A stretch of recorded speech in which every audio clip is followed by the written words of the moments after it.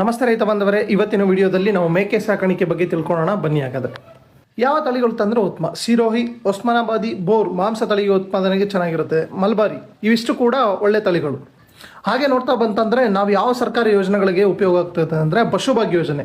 ಮೇಕೆ ಆಗಿರ್ಬೋದು, ಕುರಿ, ಹಂದಿ ಹಾಗೂ ಕೋಳಿ ಸಾಕಾಣಿಕೆ ಸಹಾಯಧನ ಮತ್ತು ಬ್ಯಾಂಕ್ ಸಾಲದ ಸೌಲಭ್ಯ ಸಿಗುತ್ತದೆ.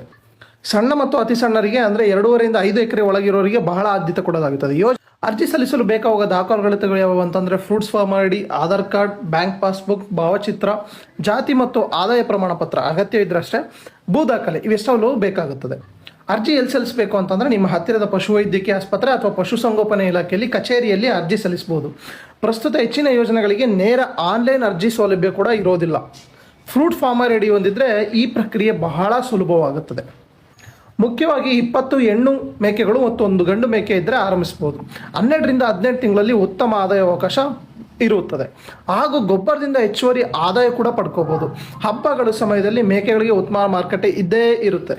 ಮುಖ್ಯ 5 ಸೂತ್ರಗಳು ಯಾವ ಯಶಸ್ಸಿನ ಅಂತಂದರೆ: ಉತ್ತಮ ತಳಿ ಆಯ್ಕೆ ಮಾಡಿ, ಸಮಯಕ್ಕೆ ಸರಿಯಾಗಿ ಲಸಿಕೆ ಮತ್ತು ಹುಳುನಾಶಕ ನೀಡಿ, ಸ್ವಚ್ಛ ಶೆಡ್ ನಿರ್ಮಿಸೋದು, ಹಸಿರು ಮೇವು ಬೆಳೆಸೋದು, ಸಮೀಪದ ಮಾರುಕಟ್ಟೆ ಅಥವಾ ವ್ಯಾಪಾರಿಗಳೊಂದಿಗೆ ರೆಗ್ಯುಲರ್ ಆಗಿ ಸಂಪರ್ಕವನ್ನು ಇಟ್ಕೋಬೇಕು.